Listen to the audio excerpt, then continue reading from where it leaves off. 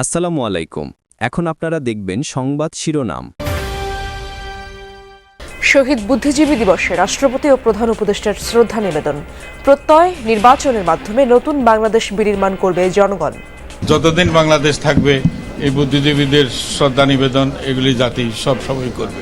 আমাদের এত বড় অহংকারের জায়গা তো আর খুবই কম আছে। সুদানের আবেইতে জাতিসংঘের ঘাঁটিতে সন্ত্রাসী হামলায় 6 বাংলাদেশি শান্তিরক্ষী নিহত, আহত আরও 8 সেনা সদস্য। এখনও আশঙ্কাজনক হাদির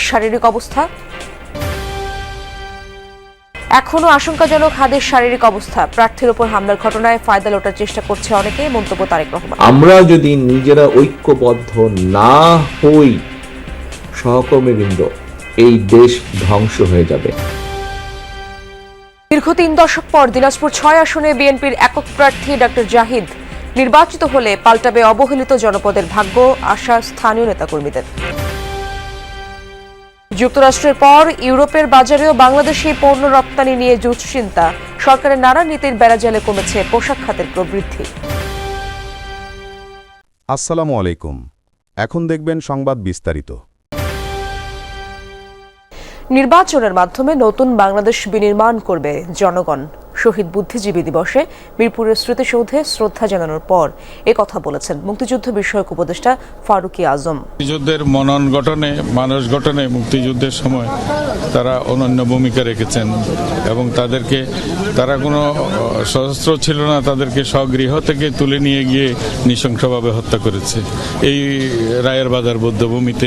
এই জাতি বিগত 54 বছর ধরে নিবেদিতভাবে তাদের স্মৃতির প্রতি শ্রদ্ধা নিবেদন করে আসছে।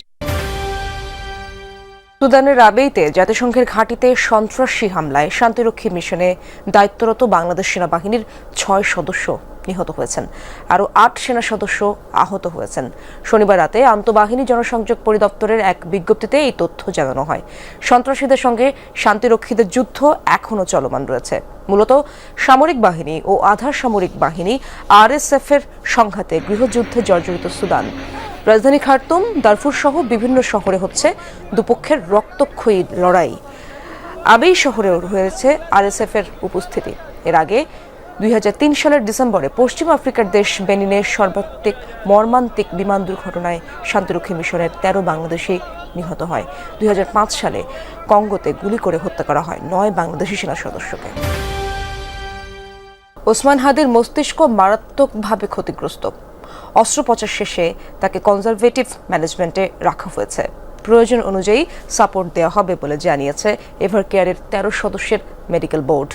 এক বিবৃতিতে বোর্ড জানায় হাদির ফুসফুসে আঘাত রয়েছে। এখন তিনি ভেন্টিলেটর সাপোর্টে রয়েছেন। অবস্থা অত্যন্ত আশঙ্কাজনক। শনিবার হাদির খোঁজ নিতে যাওয়া রাজনৈতিক নেতারা দেশবাসীর কাছে তার জন্য দোয়া চেয়েছেন।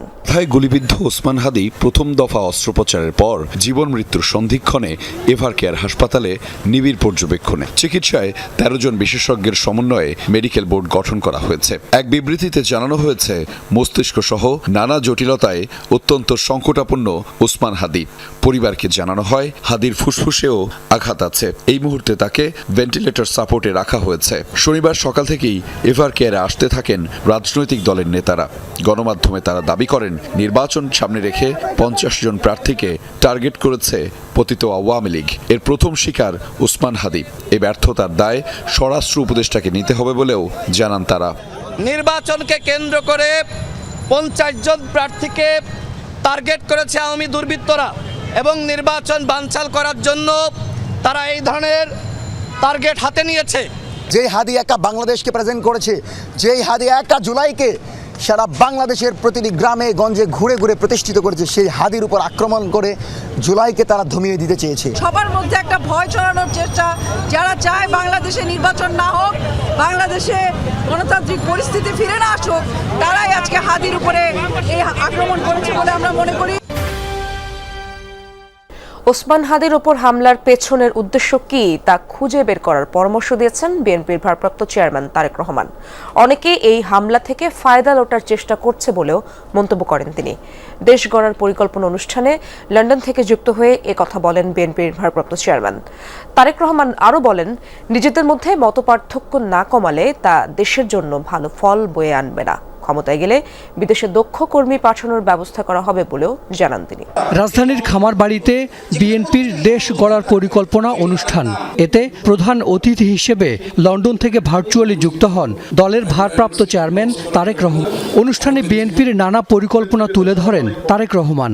জানান, ক্ষমতায় গেলে দক্ষ জনশক্তি রপ্তানি বাড়ানো হবে। এজন্য শ্রমিক পাঠানোর আগে তাদেরকে দক্ষ করে গড়ে তোলা হবে। এছাড়া কৃষি কার্ড, ফ্যামিলি কার্ড এবং সবার জন্য স্বাস্থ্যসেবা নিশ্চিতের কথাও জানান Tarek Rahman. Health carer appoint করব। শহীদ জিয়ার সময় পল্লী চিকিৎসক একটা ভেরি পপুলার একটা মানুষ ছিল, এক গ্রুপ নাম্বার অফ পিপল ছিল। এরা গ্রামে ঘরে ঘরে ঘরে ঘরে প্রত্যেকটা মানুষের কাছে যাবে, প্রত্যেকটা মানুষের কাছে তারা গিয়ে মা বোনদের কাছে যাবে, তাদেরকে বলবে ভাই এই জিনিস আপনি খেন না, তাহলে হার্টের প্রবলেম কম হবে, এই জিনিস খেন না ডায়াবেটিস কম হবে, এই জিনিস খেন না কিডনির প্রবলেম কম হবে। এরকম ভাবে তাদেরকে বুঝাবে এবং ছোটখাটো অসুখ যেটা ঘরে বসে সেরে দেওয়া যায় সেই চিকিৎসা ব্যবস্থা আমরা তাদেরকে শিখাবো, সেই ওষুধপত্র পর্যন্ত আমরা তাদেরকে দিব। ইনকিলাব মঞ্চের আহ্বায়ক ওসমান হাদির উপর হামলা নিয়েও কথা বলেন তারেক রহমান। গতকাল অত্যন্ত দুর্ভাগ্যজনক একটি ঘটনা ঘটিয়েছে যে কোনো একটি মহল। তার কিছুদিন আগে আমরা দেখেছি চট্টগ্রামে আমাদের একজন প্রার্থীর উপরে একই রকম ঘটনা ঘটেছে। এই ঘটনাগুলা দিয়ে কেউ কোনো ফায়দা লোটার অবশ্যই তো চেষ্টা করছে, তাই মনে হয় না আপনাদের? তাই তো অবশ্যই ফায়দা লোটার চেষ্টা করছে। 3 দশকের অপেক্ষার অবসান ঘটিয়ে দিনাজপুর 6 আসনে একক প্রার্থী ঘোষণা করেছে বিএনপি। এবার আসনটিতে বিএনপির একক প্রার্থী দলের স্থায়ী কমিটির সদস্য doctor AZM Zahid Hossain. Chairperson Begum Khaleda জিয়ার ব্যক্তিগত এই চিকিৎসকের হাতেই উঠেছে ধানের শীষ প্রতীক। দীর্ঘ প্রতীক্ষার পর এমন প্রার্থী পেয়ে উচ্ছ্বসিত স্থানীয় বিএনপি নেতাকর্মীরা। ভারত সীমান্তবর্তী হাকিমপুর, বিরামপুর, নবাবগঞ্জ ও ঘোড়াঘাট উপজেলা নিয়ে দিনাজপুর 6। স্বাধীনতার পর থেকে এই আসনে ধানের শীষের একক প্রার্থী দিতে পারেনি বিএনপি। এবারে নির্বাচনে বিএনপির স্থায়ী কমিটির সদস্য ও চেয়ারপারসন বেগম খালেদা জিয়ার ব্যক্তিগত চিকিৎসক ডাক্তার এজেডএম জাহিদ হোসেনকে ধানের শীষের একক প্রার্থী ঘোষণা করা হয়েছে। দীর্ঘ 30 বছর পর নিজ দলের একক প্রার্থী পেয়ে উচ্ছ্বসিত দলের নেতাকর্মীরা। বিগত 30 বছর ধরে আমরা কোনো প্রার্থী পাইনি, আমরা হাকিমপুরে আজকে ধানের শীষের প্রার্থী পেয়েছি, এই জন্য আমরা আনন্দিত। উনি যে আমাদের এখানে নির্বাচন করার জন্য ইচ্ছা পোষণ করেছেন এবং দল যে তাকে মনোনয়ন দিছে, এটা এই দিনাজপুর 6 আসন বাসীর জন্য একটা বিশাল একটা গৌরব। আমরা দল মত নির্বিশেষে সবাইকে সাথে করে নিয়ে ইনশাল্লাহ দিনাজপুর 6 আসনে আগামী নির্বাচন করব, ইনশাল্লাহ জয়যুক্ত হবে ইনশাল্লাহ। রপ্তানি বাণিজ্যে তৈরি হয়েছে দুশ্চিন্তা। ইউরোপের দেশগুলোয় বাড়ছে চীন, ভারত সহ অন্যান্য দেশের আধিপত্য। ট্রাম্প ট্যারিফে বাড়ছে বৈশ্বিক প্রতিযোগিতাও। 20% বাড়তি শুল্ক দিয়ে যুক্তরাষ্ট্রে যাচ্ছে বাংলাদেশি পণ্য। সেক্ষেত্রে পণ্য আমদানি বাড়াতে বিভিন্ন দেশকে শর্ত দিয়েছে মার্কিন সরকার। বিশ্লেষকরা বলছেন, শুল্ক চুক্তিতে বাংলাদেশি পণ্য রপ্তানিতেও কোটা নির্ধারণের শর্ত যুক্ত করা উচিত। শিল্প, কলকারখানা, ব্যবসা বাণিজ্য, অর্থনীতি কি হলো, কোথায় গেল, এটা সরকারের দেখার বিষয় না। সরকার বিদেশিদের কিভাবে তুষ্ট করবে সেইটা নিয়েই বেশি উদ্গ্রীব আমাদের কাছে মনে হচ্ছে। যেমন লেবার লর ইস্যুতে আইএলওকে কিভাবে তুষ্ট করা যায় সেটা নিয়ে তারা ব্যস্ত।